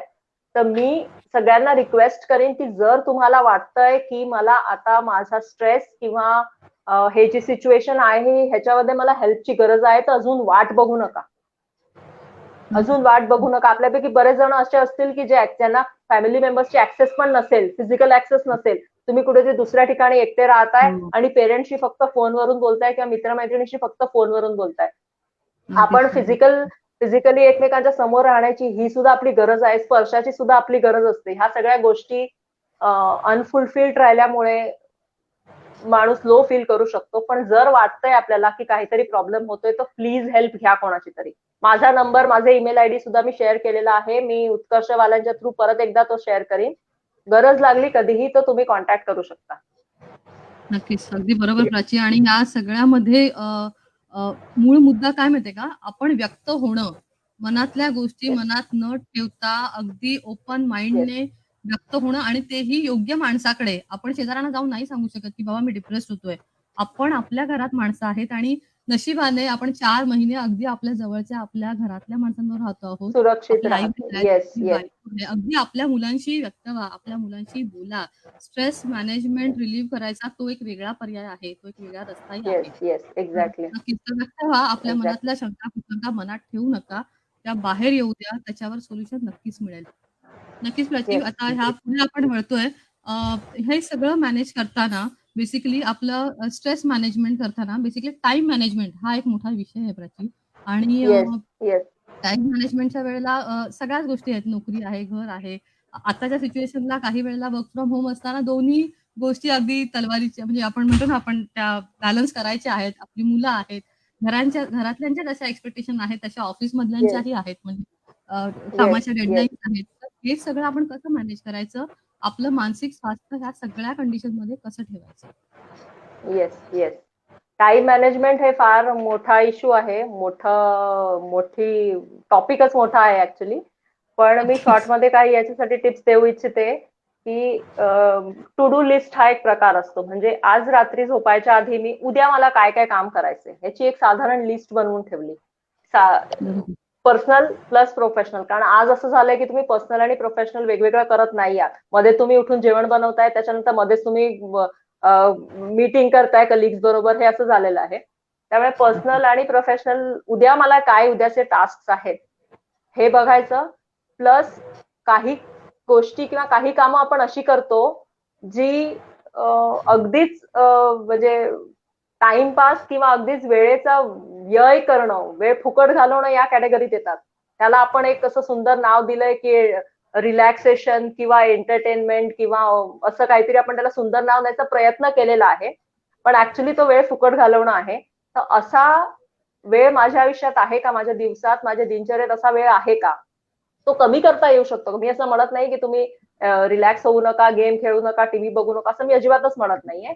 पण माइंडलेसली मी 4 तास ते न्यूज चालू आहे टीव्हीवरती आणि मी बसून ऐकतेय, ह्याची खरंच गरज आहे का?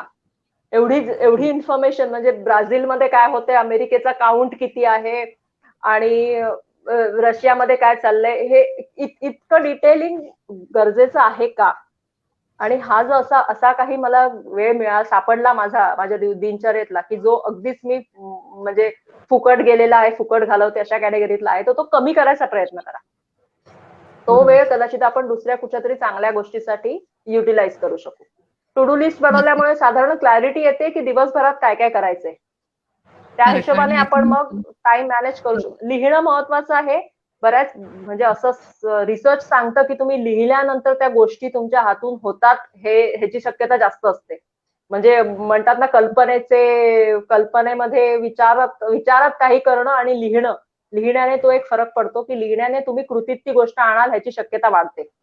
अगदी बरोबर. आणि प्रायोरिटी करणं प्रत्येक गोष्टीची. येस, महत्त्वाची प्रायोरिटाईज गोष्टी करणं गोष्टी हे फार महत्वाचं आहे. अगदीच. ओव्हर टू यू अक्षय.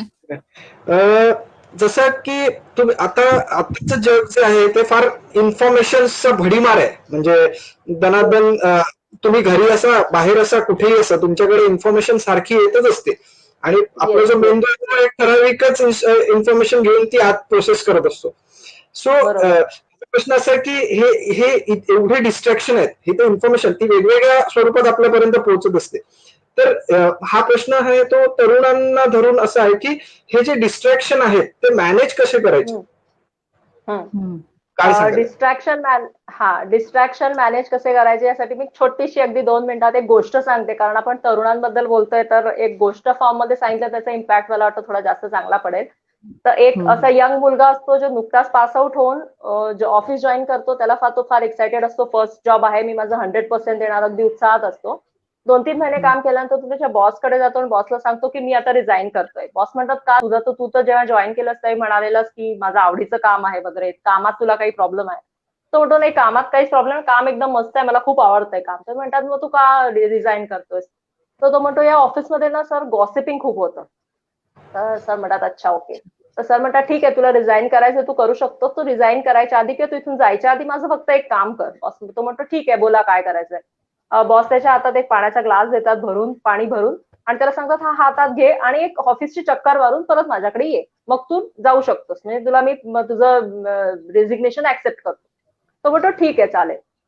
तो उठतो, अख्खा ऑफिसभर एक फेरी मारून तो पाण्याचा ग्लास हातात धरून अख्खी फेरी मारून येतो, बॉस समोर बसतोय. बॉस म्हणतो आलास? म्हणतो हो. बघा सर तुमचं काम केलं, आता मला जाऊ द्या. तसं फार फ्रस्ट्रेट झालेला असतो.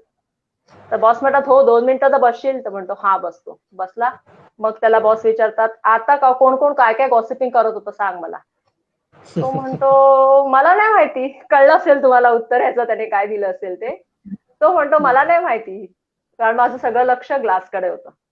तर बरोबर. डिस्ट्रॅक्शनसाठी मी हेच सांगेन की जर माझा फोकस क्लिअर असेल, मला काय करायचंय, मला काय हवंय हे मला आयुष्यात माहिती असेल, तर ही डिस्ट्रॅक्शन मला दिसणारच नाहीत. हे स्पेसिफिकली तरुणांसाठी मी सांगू इच्छिते की आपण म्हणतो की मोबाईल वापरतात किंवा कंटिन्युअस गेमिंग किंवा सोशल मीडिया या सगळ्या गोष्टींमध्ये अडकलेले असतात. लक्ष, फोकस, गोल. माझा हं. गोल काहीतरी असणं आयुष्यात हे महत्वाचं आहे. जर गोल असला तर आता ह्या मुलाची जी गोष्ट सांगितली असं जर त्याच्याकडे गोल होता की तो ग्लासातलं पाणी सांभाळणं आणि त्याच्यात त्याचं इतकं लक्ष गुंगलेलं होतं की त्या आजूबाजूचे डिस्ट्रॅक्शन त्याला दिसलेच नाही. वेळेस जेव्हा तो काम करत होता त्यावेळी त्याचं कामामध्ये लक्ष कमी होतं, त्यामुळे त्याला बाजूला कोणतरी गॉसिपिंग करत होतं, इकडे त्याचं लक्ष गेलं. मला तर प्राची मी माझ्या अगदी हां. मला एकदम एक गोष्ट सुचली. मला अर्जुनाची एक गोष्ट आठवली. माशाचा येस, डोळा जेव्हा त्याला हे अगदीच, करायचा होता, अगदीच. त्याचा फोकस तिकडेच होता. बरोबर. म्हणजे तिकडे काय चाललंय त्याचं लक्ष नव्हतं. You are right. I mean just सगळ्यांच्या समोर तीच स्थिती होती. सगळ्यांच्या समोर झाड होतं, सगळ्यांच्या समोर तो मासा का पक्षी जे काय होतं, सगळ्यांच्या समोर तीच गोष्ट होती. बाकी करेक्ट, सगळ्यांना करेक्ट, बाकी सगळ्या गोष्टी दिसत होत्या. त्याला फक्त करेक्ट. तो डोळा दिसत होता. कारण एक्झॅक्टली. त्याचं लक्ष ते होतं. तर लक्ष जर मला माझं माहिती असेल, त्यासाठी एफर्ट घ्यायची माझी तयारी असेल, तर डिस्ट्रॅक्शन्स हं. ऑटोमॅटिकली मॅनेज होतात. नक्कीच, नक्कीच प्राची. अ, ग्रेट. Very good. ओके. आपण थोडंसं शरीराबद्दल मनाबद्दल बोललो. आपण थोडंसं शरीराबद्दल थोडक्यात बोलूया. आपण शरीरासाठी काय करू शकतो? ज्या टू डू लिस्ट आहेत, म्हणजे आपण दिवस प्लॅन करू शकतो बेसिकली आणि ज्या काही येस. वेळ मनासाठी, काही वेळ शरीरासाठी देऊ शकतो. तर तू काय सजेस्ट करशील ह्याच्यावर प्राची? आपल्याकडे पुन्हा मी संस्कृतीवर येईन, भारतीय संस्कृतीवर. आपल्याकडे योग हा प्रकार जो सांगितलेला आहे, हा हं. फक्त शरीरासाठी काम करत नाही, दोन्हीसाठी काम करतो, मन आणि शरीर. योग, प्राणायाम, मेडिटेशन असं म्हणजे अशी एक कन्सेप्ट आहे की तुम्ही ध्यान वगैरे करणं म्हणजे तुम्ही रिटायरमेंट नंतर वगैरे ते सगळं करा किंवा काय म्हणतात ते रिटायर झाले, आता सगळा मोह सोडायचा आहे दुनियेचा, त्यावेळी ध्यान वगैरे करायचं. असं काही नाहीये ते. खरं ध्यान आपण अर्ली एज पासून जितकं करू तितकं मनाला शांत करण्यासाठी आणि फोकस करण्यासाठी, कॉन्सन्ट्रेशनसाठी त्याचा फायदा होऊ शकतो. नक्कीच. आपल्याकडे शाळेमध्ये टीचरनी समजा बोर्डवर खूप सारं लिहिलेलं असेल, अख्खा बोर्ड भरून गेला काही लिहून, आणि टीचरला पुन्हा त्याच्यात अजून काहीतरी नवीन लिहायचंय, तर काय करतील टीचर, सांग सोनल? त्यांची स्वतःची मतं तर मांडतील. नाही, बोर्ड भरलेला आहे, बोर्डवरती टीचरला अजून काहीतरी लिहायचंय, पहिल्या गोष्टी येस, पहिलं बरोबर, पहिलं वाईप आउट एक्झॅक्टली. करतील. बोर्डवरती लिहिलेलं सगळं क्लिअर करणार आणि नवीन लिहिणार. मेडिटेशन एक्झॅक्टली तेच करतं. माझ्या डोक्यात मी मगाशी म्हटलं तर 50,000 ते 70,000 विचार एका पाठोपाठ एक दिवसभर चालू असतात, जेवढा वेळ मी जागी आहे. Right. मेडिटेशन एक्झॅक्टली तेच करतं. माझ्या डोक्याच्या बोर्डवरती जे शब्द आहेत, जे जे विचार आहेत, ते सगळं वाईप आउट करतं आणि नवीन विचार तिथे ठेवायला जागा देतं. त्याच्यानंतर मग मी जर कॉन्शियसली विचार चूज केले, आता मला काय लिहायचंय या बोर्डवरती, हे जर मी चूज केलं, जसं मी आधी सांगितलेलं तसं मी जर प्रश्न विचारले माझ्या विचारांना, हा विचार तर्कसंगत आहे का, हेल्पफुल आहे का, याला काही प्रूफ आहे का, आणि अशाच विचारांना जर मी बोर्डवर एंट्री दिली माझ्या, तर माझा अख्खा बोर्ड पॉझिटिव्ह, सकारात्मक, तर्कसंगत विचारांनी भरून जाईल. अगदी बरोबर, अगदी बरोबर प्राची. प्रचंड आता तुम्ही जो शब्द वापरला ना, पॉझिटिव्ह विचार आणून तो बोर्ड भरता येऊ शकतो, राईट? तर बऱ्याच वेळा काय होतं माहितीये की आपल्याला माहितीये की आपल्याला टेन्शन आलं, आपल्याला काहीतरी फ्रस्ट्रेशन आलं, आपल्याला बाहेर यायचंय, आपल्याला हे माहितीये की अरे आता हे आलं, आता पॉझिटिव्ह विचार आणला पाहिजे, पॉझिटिव्ह विचार आणला पाहिजे. पण हे प्रत्येक वेळी पॉझिटिव्ह विचार आणता येऊ शकतो का? प्रत्येक वेळी पॉझिटिव्ह एवढी सिच्युएशन मध्ये प्रत्येक वेळी पॉझिटिव्ह विचार आणता येणं हे शक्य नाहीये, कारण आपण शेवटी माणूस आहोत, आपण मशीन नाही आहोत ज्याला भावना नाहीत, भावनाहीन नाही आहोत आपण ना. आपण संत आहोत की आपण इतका सगळा मोह सोडून दिलेला आहे संसाराचा, दुनियेचा, की मला काहीही, कुठची वाईट परिस्थिती आली तरी मी आपली स्माइल करून आपलं ध्यान करते, हेही पॉसिबल नाहीये. म्हणजे बुद्धा स्टेट म्हणतात ती, तिथे आपण पोहोचलेलो नाहीये, तिथे फार कमी लोक पोहोचतात. त्यामुळे प्रत्येक सिच्युएशन म्हणजे बऱ्याच वेळा असं वाटतं की म्हणजे असं म्हणतात की तुम्हाला काय लो फील झालं की एखादा मोटिवेशनल ट्रेनरचं एखादं युट्यूबवरती एखादं भाषण वगैरे ऐका. बरेच वेळा असं पण होतं की असं काहीतरी ऐकल्यानंतर जर माझ्या मनात निगेटिव्ह विचार असेल तर मला अजून मी स्वतःला ब्लेम करते, बघ तुला निगेटिव्ह नाही विचार करायचे, तुला पॉझिटिव्ह विचार करायचे, समज. म्हणजे सेल्फ ब्लेमिंग मी करते, त्याच्यामुळे कदाचित निगेटिव्हिटी माझ्या मनातली अजून वाढू शकते. तर जे फील होतंय ते फील करा, पण तिथे मला किती वेळ राहायचंय त्या फिलिंग सोबत हे डिसाईड करणं गरजेचं आहे. जर मला आज लो फील करते मी आणि मी पुढचे 8 दिवस तशीच लो फिलिंग मध्ये आहे, तर हे योग्य आहे का? फील सगळ्या गोष्टी करा. लो फील होणार, सॅड फील होणार, अगदी हेल्पलेस वाटेल, गोष्टी उचलून फेकाव्याशा वाटतील. आणि मी आता इथे सायकोलॉजी बद्दल ज्ञान देते किंवा मी सायकोलॉजीचे स्टुडंट आहे म्हणते आणि मी सांगतेय की मानसिक संतुलन राखा, तर ह्याचा अर्थ असा नाही की मला कधी राग येत नाही किंवा मला कधी गोष्टी उचलून फेकाव्याशा वाटत नाही. फक्त ते वाटणं किती वेळासाठी राहतंय. आज जर ते वाटणं 8 दिवसासाठी असेल तर माझा उद्या हा प्रयत्न असायला हवा की ते 7 दिवसावर यावं. जर सॅड फिलिंग माझी आज 8 दिवस कंटिन्यू राहत असेल तर ती 7 दिवसावर यावी. बरेच वेळा असं होतं की कधीतरी कधी काळी कोणाशी तरी माझं भांडण झालेलं आहे आणि तो कडवटपणा माझ्या मनात अजूनही आहे. बऱ्याच वर्षानंतर आपण तो कॉन्टेक्स्ट विसरून जातो, होतं. तर ह्या वेळी आपल्याला विचार करायची गरज आहे की आता ती फिलिंग मी जगले, ती फिलिंग मी फील केली, आता तिला बाजूला ठेवून आता पॉझिटिव्हिटी कडे वळण्याची वेळ आलेली आहे. पण जर तुम्ही म्हणाल की सगळा 100% टाइम पॉझिटिव्हच राहा आणि एकही नकारात्मक विचाराला तुमच्या मनात म्हणजे तुम्ही एकदम फेलियर आहात, तर ते पॉसिबलच नाहीये. तर तसं आपल्या स्वतःला म्हणजे ब्लेम करायचा किंवा स्वतःला टोचायचा प्रयत्न करू नका. निगेटिव्ह विचार केलास, आता तू मूर्ख आहेस, तू निगेटिव्ह विचार केला, असं होता कामा नये. राईट. अध्यात्मामध्ये असं सांगितलं जातं की ज्या गोष्टी सोडून द्यायला शिकायला तसं, तर त्या तसेच विचार पण किंवा जुने काही रागरुसवे ते पण सोडून दिले तर बऱ्याच गोष्टी डोक्यात जागा मिळेल.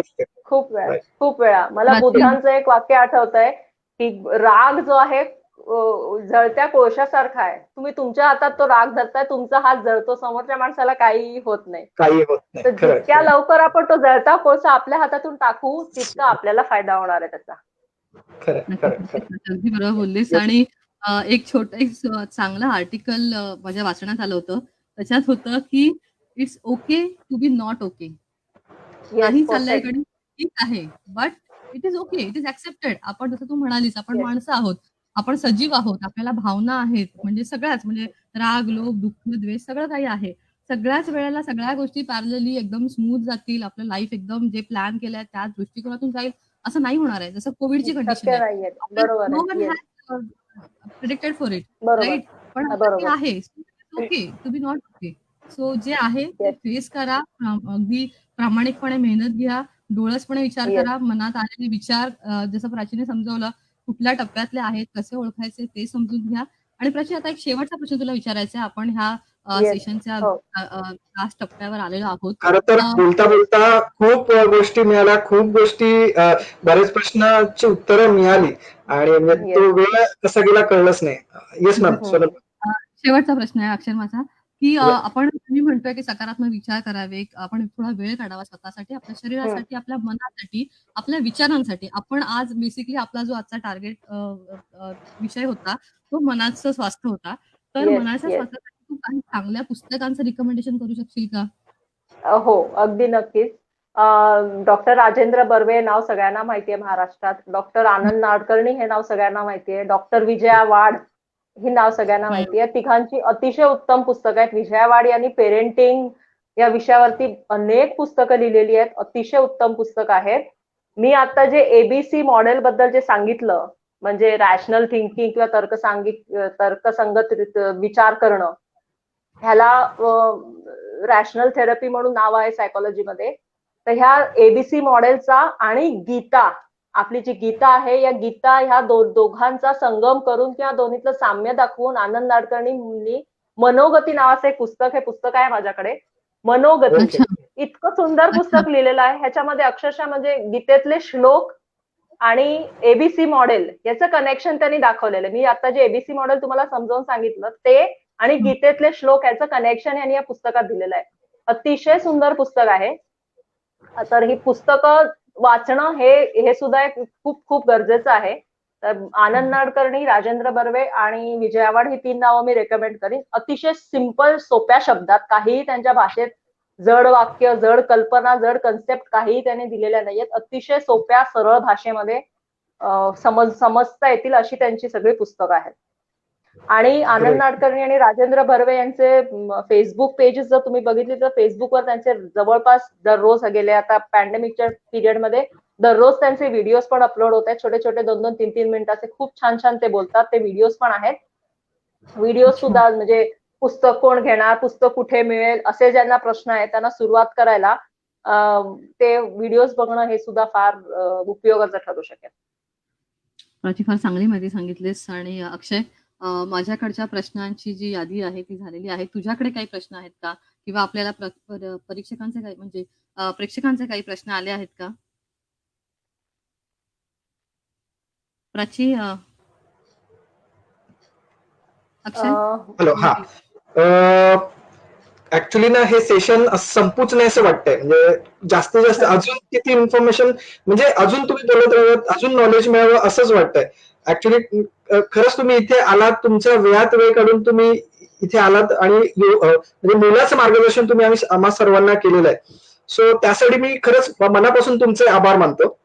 आणि उत्कर्ष उत्कर्षच्या पूर्ण टीमचे सुद्धा माझ्याकडून आभार. आणि जसं मी आधी म्हटलं, मी तुमचे आभार. उत्कर्षसाठी गेस्ट नाहीये. मी गेस्ट नाहीये उत्कर्षसाठी. मी उत्कर्षच्या टीमची एक मेंबरच आहे. पण आज मी थोडी गेस्ट या रूपात आहे. पण कधीही बोलवाल तेव्हा मी उत्कर्षसाठी तयार आहे. सन्मानला स्पेशल थँक्यू. सन्मान गावकरचे उत्कर्षचे संस्थापक आहेत, त्यांना खूप थँक्यू. आणि अक्षय आणि सोनल, तुम्ही तुमचा वेळ गेले काही दिवस देताय हे सेशन छान करण्यासाठी, तर तुम्हाला दोघांना सुद्धा खूप खूप धन्यवाद.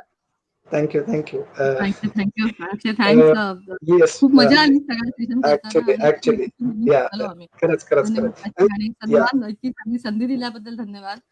खरं. मंडळी उत्कर्ष वेगवेगळ्या विषय घेऊन येणार आहे आणि तुम्ही काही पाठ आधीचे बघितले असतील. खूप विषय वेगळे युनिक आणि एकापेक्षा एक सरस वक्ते आपल्याकडे आलेले आहेत.